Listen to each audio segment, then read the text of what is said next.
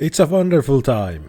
Birds are singing, sun is shining, and I'm slowly marking my spring anime as complete, which does put my mind at ease, as since I had almost 30 anime I was keeping up with. This means I have about 1 week before summer anime seasons begin, and I understand that I can't escape this hell. Anyway, what I like to do during and after this process is to see what others think about the season. Are there perhaps some hidden gems that I initially glossed over? Are there anime where the ending recontextualizes the whole season and makes it worthwhile? I personally consider spring season to be absolutely amazing. I've been consuming anime like a glutton from a wide variety of genres, and I've been having a blast. I want to highlight some of my absolute favorites that have been flying under the radar. But before I start doing that, I came across a rather interesting YouTube opinion piece about the spring season. The title called "The Spring Season Bad", and I was shocked. I click on the video, and as the video plays along, sweat begins to drip down from my forehead. I look upon the chapter titles, and my worst fears come true. I die a little bit inside, and realize that I have been swindled by a battle shonen anime enjoyer. This is my 9/11. Now I won't be sharing this video because I don't want to single him out. I just want to use my experience watching the video as a springboard. The thing I want to look at is what truly makes a bad seasonal block of anime, and if there even is one. But before all that, I want to highlight some of my absolute favorites from this season, in no particular order. Apocalypse Hotel is a story about humanity and the pandemic, all wrapped up in this premise of robots running a hotel during the apocalypse. It's melancholic, chaotic, and uplifting, and it toys with your emotions. 1 minute you're in awe how beautiful the animation is, and the next you're holding back tears as characters reminiscent the life that was. Uma Musume Cinderella Grey is another Cygames Pictures anime this season, alongside with Apocalypse Hotel. And I won't dwell too long on it, but the horse girls have never looked more beastly, determined, and full of competitive spirit. My Passy Witches is possibly the most underwatched anime this season, alongside one other magical girl show coming up.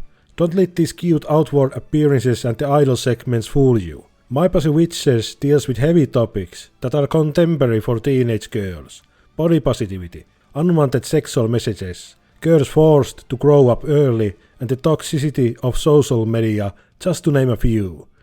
If you liked Bang Dream It's My Go, then you should definitely give My Passy Witches a shot. The Princession Orchestra is a PG-rated symphogear.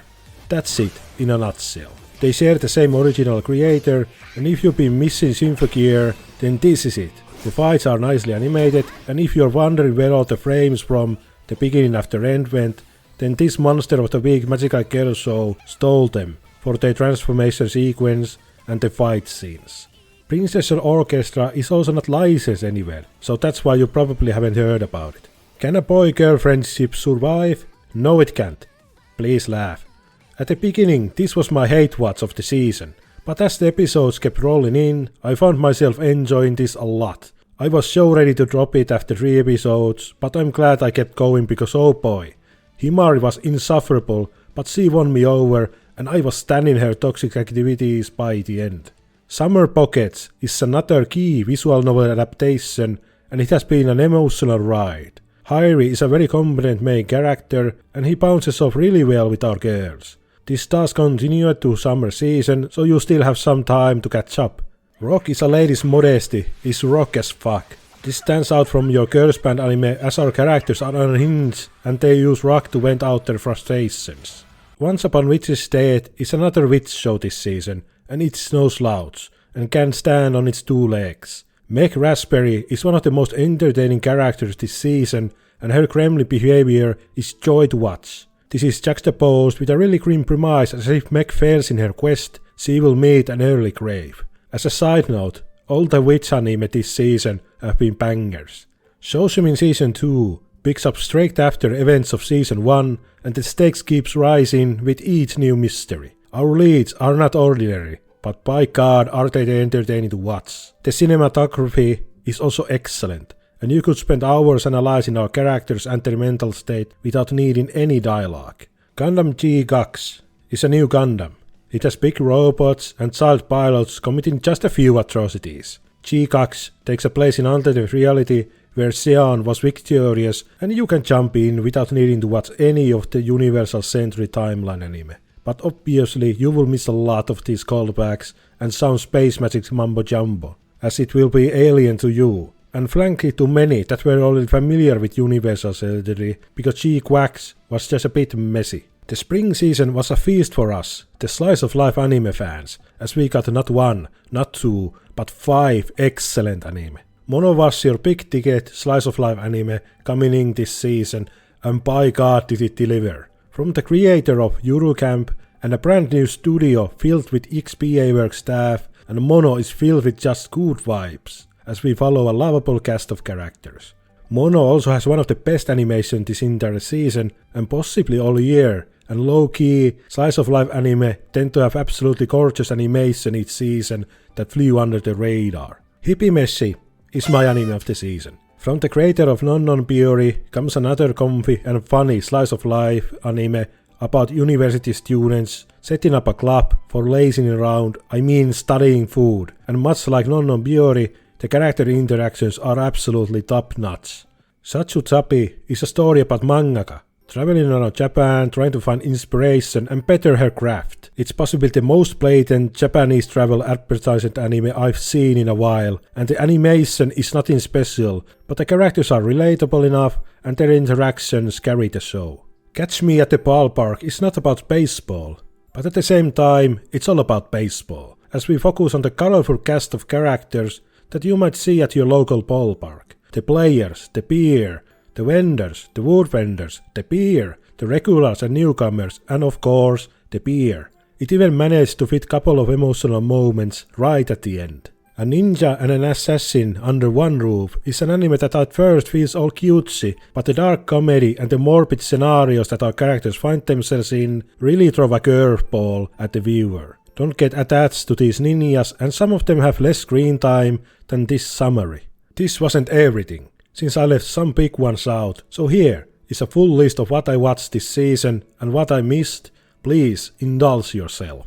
You never know what you will like unless you give it a chance. Now back to the video, as it did get my mind jogging, and instead of trying to convince someone that spring season wasn't bad, I feel that it's futile, as you can't really argue about your preferences. If you find the season terrible, then that's fine, but with so much anime coming out, I find myself perplexed. The video in question brought out a point how low the MAL scores are for the spring season, but I personally do not agree with this viewpoint. MAL scores alone do not tell the whole tale, and personally, I've enjoyed anime that have very low MAL scores, and dislike some that have very high scores. It's a personal opinion, after all. Also, in the context of the spring season, I don't rate my anime till the season is complete, so I expect a lot of these anime to jump up to around 8 once the season is done. Even now, there are several anime hovering around the 8 mark, with Cinderella Grey leaning it back at a respectable 8.38, and there are a lot of anime around that 7.5 mark. When the video in question was released, there was only one anime above 8, and that was weeks before the season fully ended. I expect more to join that magical 8 number club. So has there truly been a bad seasonal block of anime? We get so much anime each season that I really have to wonder that if we truly ever gotten one. This led to me to scour the community for a consensus bad seasonal blocks, as that's how these seasons get their reputation. If we collectively agree that it's bad season, then it's a bad season, and the most prominent anime community on the internet is the shonen community. We get a bad season and we all starve. So I can see why someone who enjoys that will find this season weak, but that's some weak sauce. First of all, please, for the love of God, watch anime outside of the most popular shonen and seinen adaptations. And secondly, I want to find some seasonal blocks that are truly bad. So I googled and got blasted with Google's AI answer. Thanks Google, I hate this. After spending literally few minutes looking through these answers, first 2 blocks that stood out were Spring and Summer 2020, but these 2 come with heavy asterisks. First of all, this was the peak COVID season, and a lot of anime were pushed back,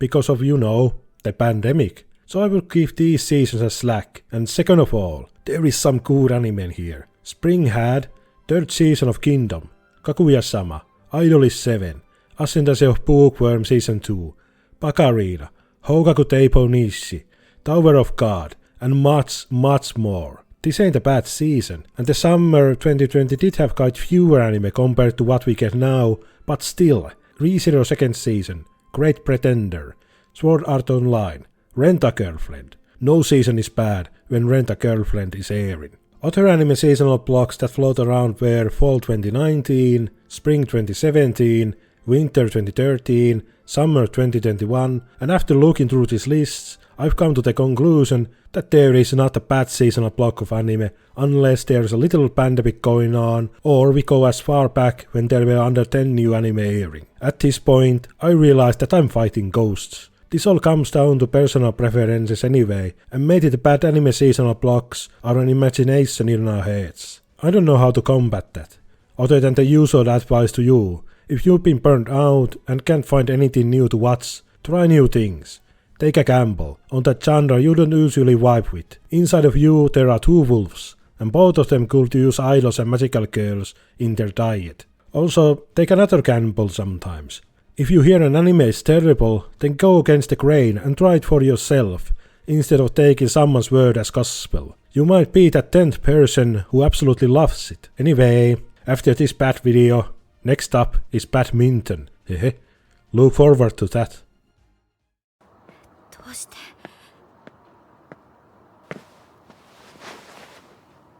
無理だよ。3人で家族になるなんてさ。